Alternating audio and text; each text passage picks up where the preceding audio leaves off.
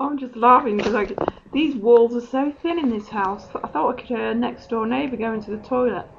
I hope you can't hear it. Ah, well, that's a belief, isn't it?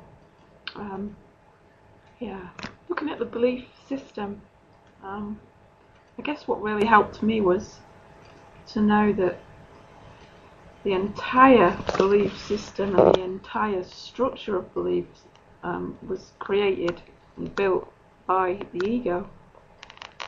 Every belief belongs to the ego. And so when I hear people say that I have to let go of everything, what I really have to do is to let go of every belief that I've ever had. I've got to let it all go. Even my belief in the Course in Miracles and my belief in Jesus. And Jesus says we have to let go of words and books and all theology. We have to let it all go and come to our Father with only empty hands. So yeah, just understanding the entire belief system and where it comes from has really helped me. And when I began to understand that more easily, it was like it also made sense to me that looking at the duality of positive and negative, because that's just another belief system, and so often we're told to switch our beliefs from negative to positive, but that's still a belief. It's still egoic. It still doesn't help us in any way. I once went through this meditation with a spiritual teacher, and in the meditation she was going through the mind and picking up all old false beliefs that were negative, and she was programming us to switch the negative belief into a positive one. And in that moment I thought, well, that doesn't really help me, does it? Does it help me to change my beliefs, from get rid of all the old ones, the negative ones, the bad ones, the unfriendly ones? And was it helpful for me to get rid of them just to replace them all with some more, even though it was going to be positive? Was it helpful for me? I just thought, no, really, it's helpful for me to get rid of my beliefs, but not to replace them, because it's all egoic. It's all of the egoic system, and positive and negative are two sides of one coin, and the ego can use positive along the journey, and it can flip you into negative whenever it wants. It's like pleasure and pain. It can do the same. It can flip you in and out whenever it wants. But really the purpose of pleasure and pain and negative and positive, the purpose is the same. It's to keep us bodily identified. If we're relating and identifying to pleasure, then we're relating to the body and we're becoming bodily identified. So it's just a cute ego trick, really, isn't it, to think that one is better than the other, when in fact they're just the same. So coming to that place of letting go of beliefs. And how do you do that sometimes? For me, it's I've noticed lately there's periods where I'll get drawn into a conversation, or I'll meet somebody who talks to somebody, comes around for a coffee, and they'll start talking. And just lately I've just sat back and been the observer and just listened, actually, instead of interjecting and projecting or putting my 2 pence in and having my own opinions heard, or making judgment on what's been said, or trying to fix something about what's been said. That's all linked in with my beliefs, my belief system. So the mere standing back and just observing was quite an eye-opener, really, because as I was mind watching the entire time this guy was talking to me, I was aware that I was going to just listen. And this guy was calling people and moaning and complaining and making judgments here and saying, but I didn't get involved. I just stayed completely neutral and just observed. And I wondered, actually, how long it would be, how long would pass before I got to speak, or what was the comfortable time in which I couldn't speak. And I was just watching that really closely, and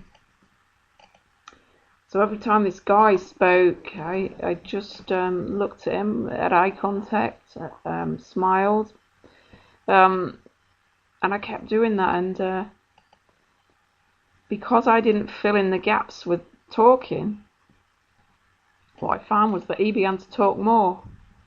And every time I didn't respond, he began to talk more. And it was very strange that he just continued to talk non-stop, as if he was trying to fill in the gaps of silence. And they say that silence is a big threat to the ego.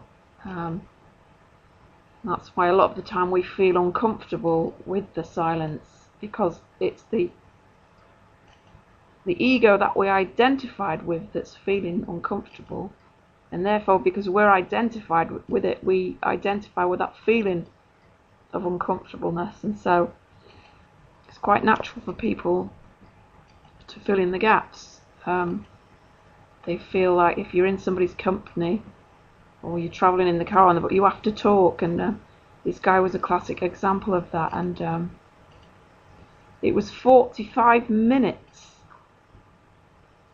of his non-stop talking before he realised that I hadn't said anything. And when he did realise that I hadn't been talking, he just looked at me and he said, after 45 minutes worth of complaining, he looked at me and he said, "Oh, come on, Sally Ann, say something uplifting, will ya? You always uplift me." And even then I just was laughing, and I still never said anything. And so I guess it's a great way to start letting go of your beliefs, is to stop wanting to fix things, stop wanting to make judgments, stop wanting to add your own meaning or your own twist or interpretation. Just practice, just being the witness, just being the observer, and see what happens. You'll be surprised, actually, how it goes. Yeah. And I've even experienced that with anger lately. It's like I've got these neighbours, and I noticed recently that whenever I went into their house, they'd start arguing, and one of them would get really nasty. And I didn't just say anything or do anything. I just was observing it, and it's as if all this anger just rushed up to the surface, and because I wasn't responding to it, it just dissipated, and then everybody was friendly and happy again. And I noticed this was a pattern. I kept thinking, why does this keep happening every time I come in the room? It's like, but it's almost like it's the anger in my own mind that needs to come up. And And these guys are facilitating that healing of my mind, and by me holding the space, it just gets washed away.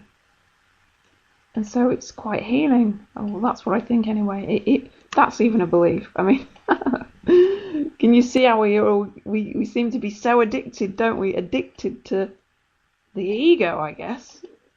Just completely addicted to illusions, and it's learning to pull back from that, I guess, bit by bit by bit. And I guess also when you come into that space of now, you're really present with what's here now. It's just so peaceful. And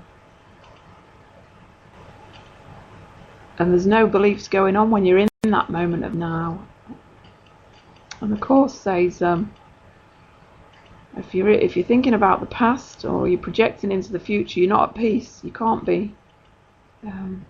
You always have to come back to that now. So yeah, even once I tried after I read Eckhart Tolle's The Power of Now. If I found my mind drifting into the past or projecting into the future, I could just shout out really loud, even if it's the silent loud, in the mind. I just went, now! And it just brought me out, straight out, and into the present moment. And the minute I come out of it, I looked at something like a flower or a bird flying across the sky, something in nature, and it just kept bringing me back to now. And if there's nobody about, I can even shout out loud. But it's just little things we can do to letting go of all these beliefs, because really there's nothing going on, is there? It's just a load of ego games. We're all playing, acting roles, and we're just pretending. So it gets really peaceful when you let go of beliefs, all beliefs. And it's only when we apply meaning to something and we accept that as a truth that it gets to affect us on the physical. It's like Jill Bolte Taylor, who's a lady who had a stroke, and she lost the left side of her brain, so she went into pure right-mindedness, and she said that she could see the illusion of everything that was just, there was no solidness in matter, in form. It was just pixels, coloured dots, and actually when he got down to it, there was nothing there. And these pixels and dots were, you couldn't define them, She was leaning on the wall, you couldn't define the pixels of the wall, where it separated and where her arm started. There was no definition. It was just all these coloured pixels and dots, and it's just an illusion. It's just nothing there. And even quantum scientists are saying that there's no matter in matter. When you get down to the finite thing of it, there's nothing there. It's just empty space. And so it really is an illusion. And so, but we've been conditioned over generations, millennium, years and years and years, that food, for instance, that food is causative, but food's not causative. How can it be? It's like if I believe that a lump of cheesecake on the plate, if I believe, as conditioned to believe, that it's solid, dense matter that's full of calories, full of sugar, full of fat, and then it's going to cause me to get fat. It's going to